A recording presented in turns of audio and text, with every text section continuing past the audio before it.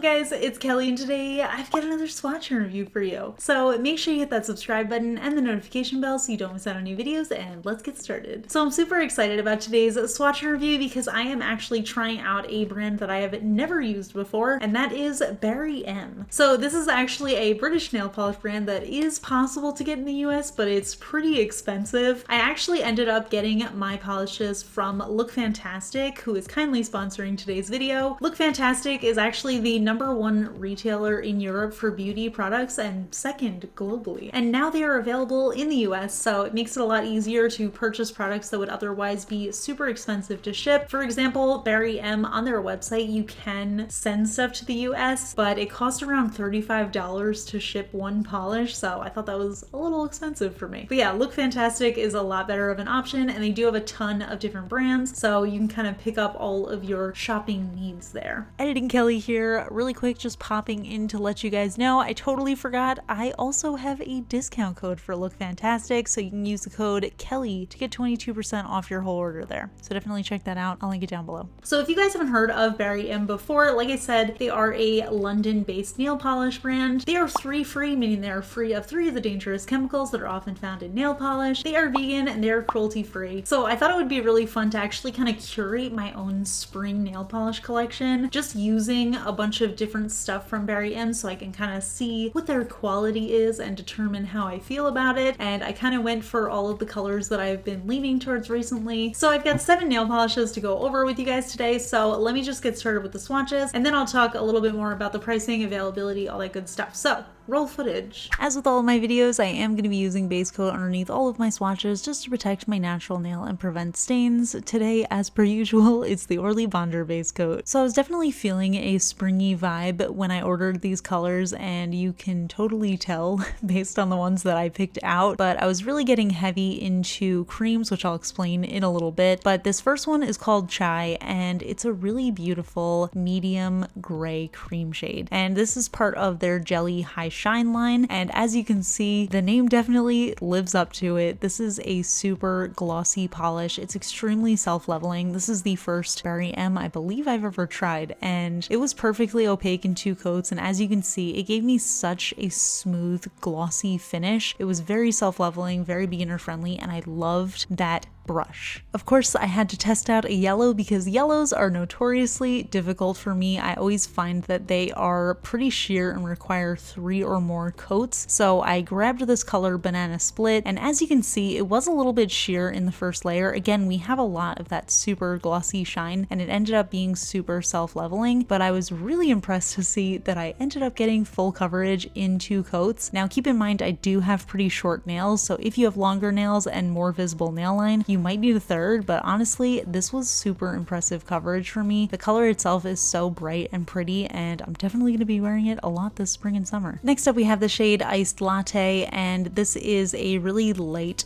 beige nude cream that has a very yellowy undertone to it. It actually ended up looking a little bit darker in the bottle than it looked on the nails. On my nails, it was more of a creamy ivory shade, but I really ended up loving it. I personally enjoy shades that are nudes but are lighter than my skin tone. I always feel like that's a nice off-white kind of thing to have if you want to have a light base color for manicures, but you don't want to do something like stark and white out looking like white. So this one gave me perfect coverage in 2 coats. Again, if you have longer nails, you might need a 3rd, but I was really impressed with the coverage on this, especially for being such a light color. Next up, we have the shade Lavender, because I can never resist a purple nail polish, but I wanted to feel very springy vibes, so I went with the lightest one. And this one, as you can see, it was also slightly lighter on the nails than it looked in the bottle. So again, we sort of have this like almost white color with a little bit of a purpley undertone coming through. And on the first coat, it was a little bit sheer, but once again, it really surprised me with that second coat getting that full coverage. And I ended up realizing that that's kind of how all of these shades worked, where the first coat seemed like it was going to end up being a 3-coater, but it ended up only giving me 2 coats for full coverage, which I thought was pretty impressive. And honestly, I really like this color too. I've been kind of getting back into a stamping phase, and I really wanted some light springy summery backgrounds for stamping. So this one and the next one I kind of had that in mind for, and I really like them. Next up we have the shade Berry Sorbet, which is a really light sky blue cream, and this is the other one that I was kind of thinking when I was feeling my spring/summer stamping phase coming on. And I know this isn't normally a color that I would pick because you guys know that I don't really love the typical pastel cream shades that come out in the spring, but for some reason I was just really feeling this one, and also the same with lavender. I just feel like sometimes I really want a super light, almost white shade on my nails, especially when I'm using it as a base for nail art. Like for example, I definitely want to use these for stamping. I really just tend to like them a lot less when they're packaged in with a bunch of other super light shades, like a peachy color and a like Pepto pink color, that kind of thing. I just don't really love, but on their own I really do tend to enjoy shades like this. But again, this isn't a collection. These are just shades that I personally picked out because I thought they were cute and I was kind of thinking about nail art when I picked them. So moving on to the sort of anomaly of the set that I've curated here, this is the color Peachy Feels from their Molten Metal line, and I just couldn't resist this one. I saw it on the website, I thought it was absolutely gorgeous, and I just had to have it. So it has a really nice peachy salmon kind of base color, and then we have this really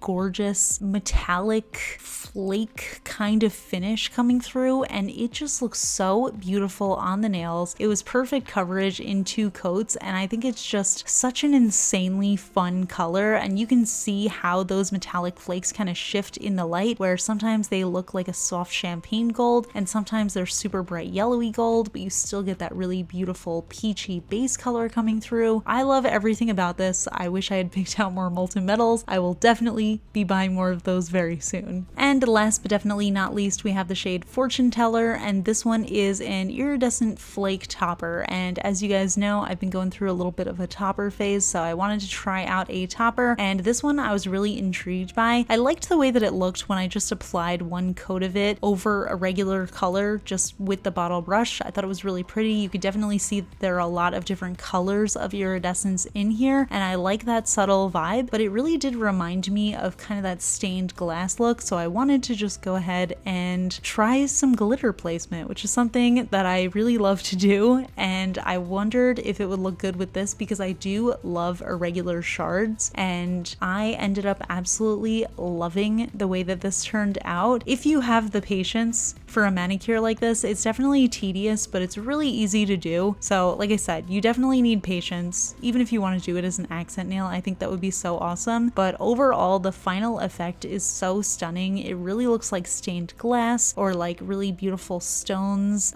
I don't know. I just absolutely loved this. So I couldn't resist trying it, and I'm glad I did because it's beautiful. So here are all of these shades together. Now, like I said, this is not a collection. These are just a bunch of polishes that I was in the mood to try, and I ended up really liking them. But I really just wanted to use this as an opportunity to test out a brand that I hadn't tried before, and overall I was really impressed with them. I definitely enjoyed curating my own little seasonal collection. I always think that's a really fun thing to do when I'm trying out new polishes, but I also really want to try more stuff from them. So I'll definitely be grabbing more colors in the future and maybe trying a collection or two just to see what kind of stuff they offer. But overall, I was really impressed, and I'll definitely be using the brand again. So yeah, those are the polishes, and honestly, I was actually really impressed with them overall. I believe it's a drugstore brand, so it's really awesome to try a drugstore brand that isn't necessarily available in US drugstores and kind of just compare how the quality is to US brands. I really loved that rounded wide flat brush. It was so easy to use, and I was just really impressed with sort of the glossiness of the formulas. I believe that is mostly the jelly high shine polishes that they have. There are a bunch of other different Berry M lines, but yeah, overall I actually was really impressed, and I definitely want to use more of their stuff. Especially the Molten Metal collection. Like, my goodness, I need all of those now because I was absolutely blown away by that one. But yeah, like I said, I got these from Look Fantastic. They retail for different prices depending on which line you are getting from Barry M, but for the 10 milliliter bottles, they hover around $5.60 USD. Some of them are cheaper, but yeah, it really just depends on which line you are getting from them. And like I said, Look Fantastic is the #1 European retailer for beauty, so they have a ton of other stuff. They have hair stuff, they've got nail stuff, they've got makeup, so there's really a ton of things that you can get on there. I also actually picked up the Sally Hansen Big Matte Top Coat because a bunch of you guys recommended it to me, so now I've got that as well. But yeah, it's just a really great one-stop shop. So thanks again to Look Fantastic for sponsoring this video. I will put a link to all the polishes that I used in the description so you guys can check those out if you are interested. But yeah, that is it for my review. Let me know what you guys think. Have you tried Barry M? Are you a fan? Are you not a fan? Let me know in the comments. You know I love to chat with you guys. And if there are any other polishes in the Barry M line that you recommend I try or think I would like, also let me know because I definitely want to pick up a bunch of them. If you enjoyed my swatch and review videos, please give this one a thumbs up. And if you're not already subscribed to my channel, please consider subscribing. I put out new videos every Tuesday, Friday, and Sunday. And that is it, so I'll see you guys in the next video. Bye! Today's fun fact question comes from Patreon supporter Diane Eason, and Diane wants to know, what is your biggest pet peeve? I would say actually my biggest pet peeve is people not letting other people enjoy things that they think are dumb. Let me give you an example because this runs rampant on social media. Like even just me, for example. I feel like every once in a while there's always somebody who pops up and is like, you really get this excited over nail polish? That's dumb. But like that kind of thing happens all over the internet and it actually makes me so angry. Like people being excited about drinking a pumpkin spice latte in the fall. Like people are like, oh,